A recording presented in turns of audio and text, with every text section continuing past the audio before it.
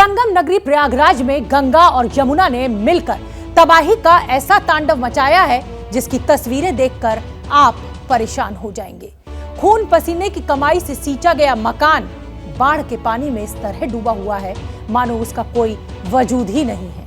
हर तरफ गंगा यमुना के उफनते पानी का जल कर्फ्यू है और इस कर्फ्यू में अपने घर की ऊपरी मंजिलों में कैद हो गए हैं लोग। इलाके में न बिजली है न पीने का पानी और प्रयागराज में ऐसे हालात तब पैदा हुए हैं जब उत्तर प्रदेश में बारिश लगभग ना के बराबर हुई है। आज भारत की बात में हम आपको दिखाने जा रहे हैं गलियों में कैसे गदर मचा रही है गंगा।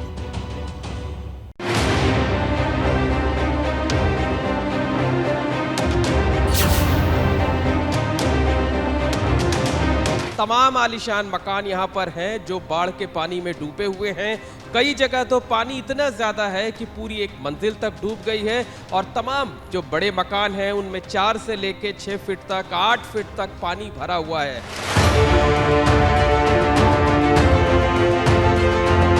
ये कितने आलीशान मकान है, इसकी देखिए ये जो बाईं तरफ मकान है इसकी जो बाउंड्री वाल है, बाउंड्री वाल नजर नहीं आ रही है। ऊपर की तरफ जो लैंप लगा होता है गेट के ऊपर उससे अंदाजा लगाया जा सकता है कि हाँ यहाँ पर कोई मकान था, नीचे एक बाउंड्री वाल हुआ करते थे।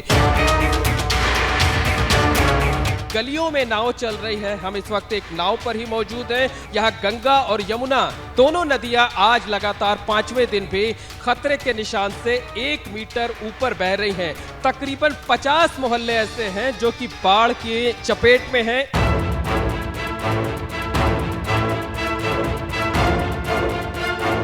ये कुछ लोग हैं जो शायद स्टूडेंट्स हैं, किसी तरीके से बच करके देखिए इनकी गर्दन तक पानी है और यहाँ से बच करके किसी सुरक्षित जगह पर जाने की तैयारी में हैं।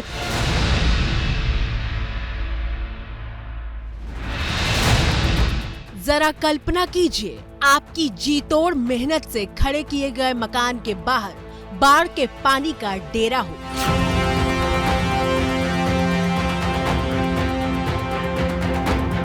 उस पानी में नदी में तैरने वाली जलकुंभियों का बसेरा हो।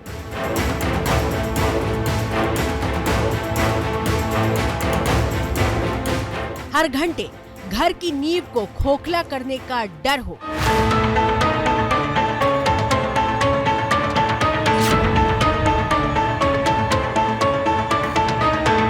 और पानी कब निकलेगा इसका कोई रास्ता न दिखता हो। ऐसी हालत में दिल पर क्या बीतती होगी। ऐसे हालात में किस तरह की बेबसी का अनुभव होता होगा।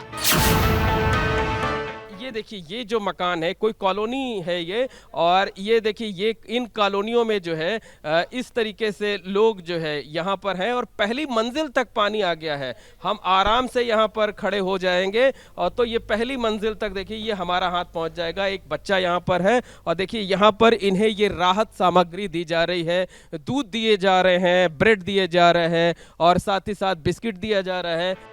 जिस तरफ भी नजर जाएगी उधर तबाही की गवाही देती तस्वीरें मौजूद हैं।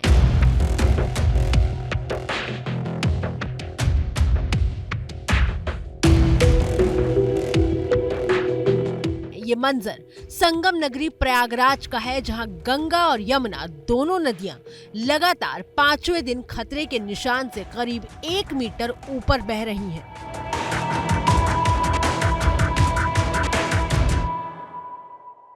ये जो मकान आप देख रहे हैं तमाम आलीशान मकान बने हुए हैं, लेकिन ज्यादातर मकानों में ताले लगे हुए हैं। इनमें रहने वाले जो लोग हैं वो सुरक्षित जगहों पर जा चुके हैं। किसी ने अपने रिश्तेदार के यहाँ शरण ली है, किसी ने परिचित के यहाँ और किसी ने बाढ़ राहत केंद्र में। तो ये गलियों में पानी किस कदर है, कितना ज्यादा पानी है, इसका अंदाजा इसी से लगाया जा सकता है कि सामने की तरफ आप देख सकते हैं कि ये बिजली के तार हैं जो लटक रहे हैं।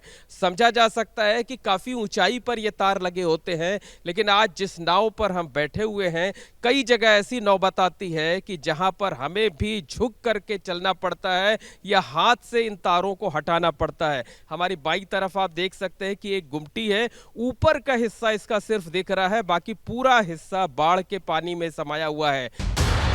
ABP News reporter Mohammad Moin ground zero पर मौजूद थे और प्रयागराज इलाके की तमाम गलियों के भीतर नाव के जरिए जाकर देश को वहां के हालात दिखा रहे थे। जिन गलियों में वाहन फर्राटा भरते थे वहां आज नावें चल रही हैं और इस वक्त हम मौजूद हैं प्रयागराज के बघाड़ा इलाके में, जहां की तस्वीरें दिखाना चाहेंगे। चारों तरफ आपको पानी ही पानी नजर आएगा। कई इलाके तो ऐसे हैं, कई गलियां ऐसी हैं जहां पर एक मंजिल जो है मकानों की वो पूरी तरीके से बाढ़ के पानी में डूबी हुई है। हजारों लोग अब भी बाढ़ में फंसे हुए हैं। हालांकि एनडीआरएफ और एसडीआरएफ की टीमें लगाई गई हैं जो राहत और बचाव के काम में दिन भर लगी हुई हैं, लेकिन तमाम लोग ऐसे हैं जिन्हें अपनी गृहस्थी चोरी हो जाने का डर है, लिहाजा लोग घरों को छोड़कर नहीं जा रहे हैं। इस वक्त हम बघाड़ा इलाके की गलियों में मौजूद हैं जहां की तस्वीरें आपको दिखाना चाहेंगे कि ये देखिए, पीछे की तरफ देखिए, पूरे जो मकान हैं इनकी एक मंजिल तक जो है वो लगातार डूब गई है। लेकिन बाढ़ की रिपोर्टिंग करना इतना आसान नहीं होता। तस्वीरें देखकर लगता है कि नाव पर सवार होकर कैमरामैन और रिपोर्टर हालात दिखा रहे हैं, पर इस तरह की रिपोर्टिंग करना कितना खतरनाक हो सकता है, हम उसकी एक तस्वीर आपको दिखाने जा रहे हैं। मोहम्मद मोइन की नाव अलग अलग गलियों में जा रही थी। इसी दौरान मोहम्मद मोइन को डूबे हुए मकान की बालकनी में एक बच्चा खड़ा हुआ दिखाई देता है। जैसे ही नाव उस घर के पास पहुंचती है, मोहम्मद मोइन उस बच्चे से बात करने के लिए नाव पर खड़े होते हैं।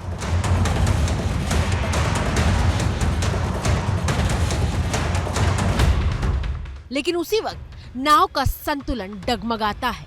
संवाददाता मोहम्मद मोइन एक हाथ से बालकनी की ग्रिल पकड़ते हैं, लेकिन उनके पैरों के नीचे से नाव खिसकती चली जाती है। हाथ से माइक भी छूट जाता है। एक पल ऐसा आता है जब लगता है कि मोहम्मद मोइन संतुलन नहीं बना पाएंगे और प्रयागराज की इन गलियों में भरे करीब 8 फीट से ज्यादा पानी में गिर जाएंगे।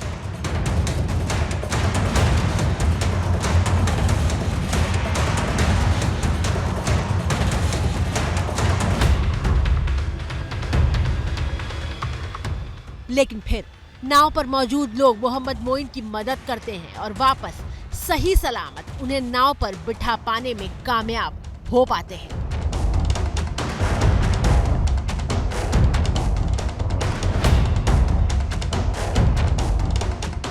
एबीपी न्यूज संवाददाता मोहम्मद मोइन जब नाव पर बैठते हैं तो उनकी सांसें फूल रही होती हैं। थोड़ा सा स्थिर होते ही वो सबसे पहले अपना माइक मांगते हैं और इस माइक पर उनकी तेज सांसों की आवाज सुनाई दे रही होती है। माइक दीजिए। आराम से बैठे बैठे।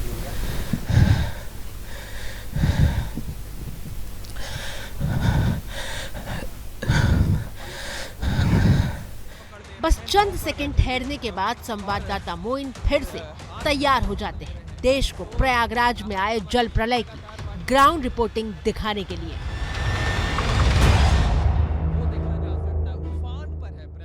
ये बघाड़ा का इलाका है जहां आप देखिए चारों तरफ आपको पानी ही पानी नजर आएगा और हर एक मकान जो है तकरीबन एक मंजिल तक जो है यहाँ पर डूबा हुआ है। और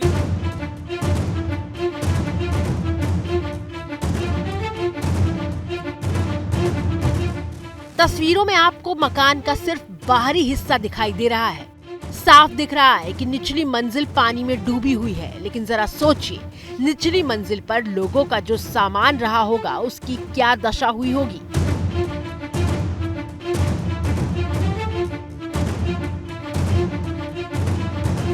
सामान की क्या दशा हुई होगी उसका तो सिर्फ अंदाजा लगाया जा सकता है, लेकिन इंसान के क्या हालात हैं उसे आप अगली तस्वीर के जरिए समझिए जो संवाददाता मोहम्मद मोइन दिखा रहे हैं।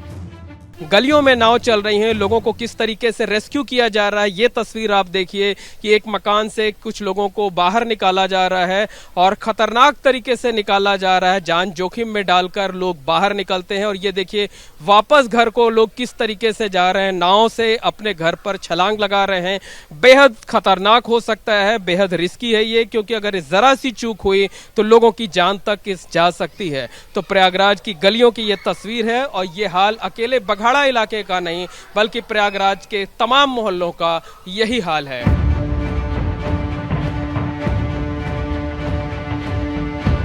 इलाके में 5 दिन से पानी भरा हुआ है। अब 5 दिन तक तो लोग नौकरी छोड़कर घर पर नहीं बैठ सकते। तो देखिए दफ्तर जाने के लिए किस तरह का जोखिम और जद्दोजहद करनी पड़ रही है।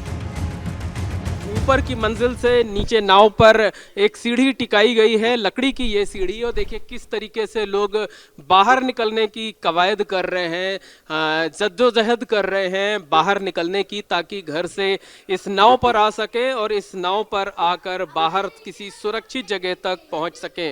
तो इसी तरीके से लोग परेशान हैं और इसी तरीके से जुगाड़ के जरिए जान जोखिम में डालकर ये कहा जा सकता है, क्योंकि यहाँ पर गहरा पानी है। देखिए ये एक बच्चा है जो कि जुगाड़ के जरिए जो है ये अपने घर की ऊपर मंजिल से लकड़ी के सीढ़ी के जरिए नाव पर आ रहा है, उस नाव पर जिस नाव पर हम सवार हैं।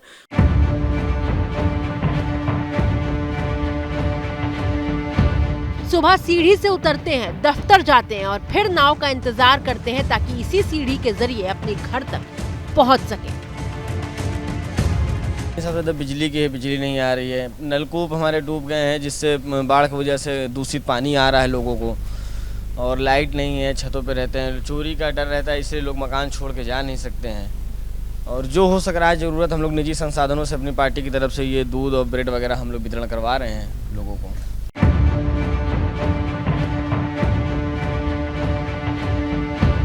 पूरे इलाके में पानी की जो स्थिति है उसकी वजह से बिजली काट दी गई है।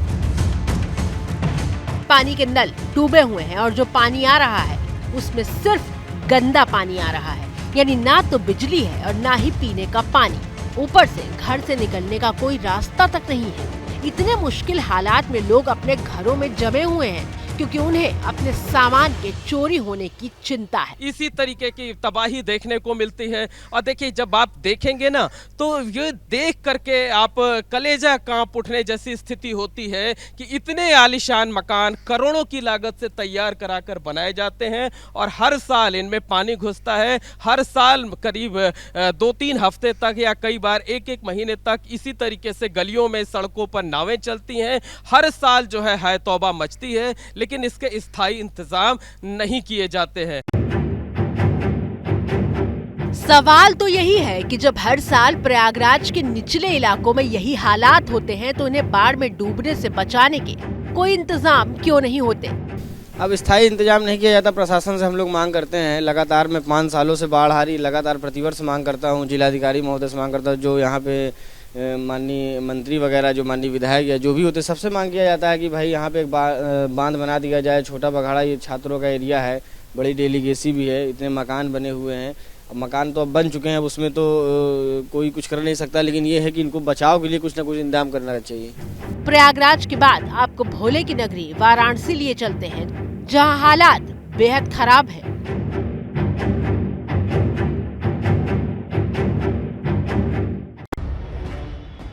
टीवी स्क्रीन पर आपको नमो घाट की 2 तस्वीरें दिखाई दे रही हैं। कुछ दिन पहले तक जो नमो घाट अपनी खूबसूरती से दर्शकों को अपनी तरफ खींच रहा था, आज वो घाट मां गंगा के प्रचंड सैलाब में समाया हुआ है।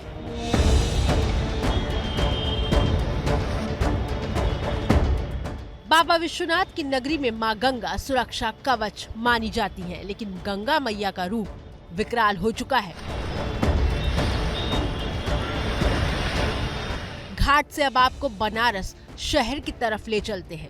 सबसे पहले हम आपको BHU के पीछे चित्तूपुर की सड़कों का हाल दिखाते हैं, जहां सड़क पर कई फीट तक पानी भरा है। सड़क किनारे दुकानें डूबी हुई हैं।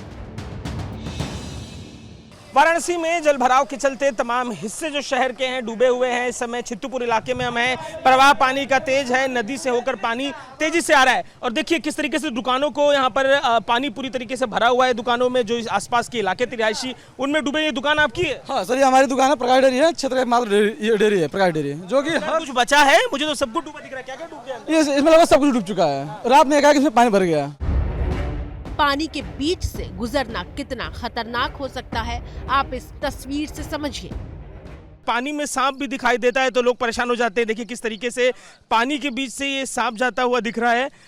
डराने वाली चीज तस्वीरें हैं ये, दहशत में लोग हैं काफी यहाँ पर। जिस पानी से इंसान गुजर रहा है उसी पानी के बीच सांप भी सैर करते हुए दिखाई दे रहे हैं। मां गंगा ने पांव पसारना शुरू किया तो आसपास के गली मोहल्लों तक पहुंच गई। ये वीडियो वाराणसी के मारुति नगर इलाके का है जो घाट से करीब 3 किलोमीटर की दूरी पर है। यहाँ आलीशान मकान, दुकानें सब पानी में डूबा हुआ है। बाढ़ के पानी ने यहाँ लोगों को घरों में कैद रहने को मजबूर कर दिया है। मारुति नगर इलाके में कल के बाद आज के दिन जो जलस्तर है कुछ बढ़ा हुआ दिखाई दे रहा है। आसपास के जो घर हैं उनके दरवाजे आधे आधे पानी तक डूबे हुए दिखाई दे रहे हैं। लगातार जो टीमें हैं एनडीआरएफ, एसडीआरएफ और दूसरे जो सोशल वर्कर्स हैं लोगों को रेस्क्यू करने के लिए पहुंच रहे हैं। आसपास का पूरा इलाका पानी में डूबा हुआ दिखाई दे रहा है। घर, पेड़, बिजली के खंभे, आसपास जो कुछ है। इस इलाके की जो एक नाला है उस नाले से पूरा ये पानी नदी का शहरी इलाके में आ गया है। आसपास सब कुछ डूबा हुआ है। लोग जो हैं तमाम निकल चुके हैं। कुछ लोग हैं जो अपने घरों के ऊपर के माले में मौजूद हैं और लगातार रेस्क्यू की कोशिश लोगों की जारी है। जो फ़ोन आता है, कोई फंसा हो तो वो फ़ोन करके एनडीआरएफ के लोगों को सूचित करता है या स्थानीय जो नेता हैं उनको सूचित करता है, तो उसके बाद उनके रेस्क्यू के लिए एनडीआरएफ की टीमें जाती है।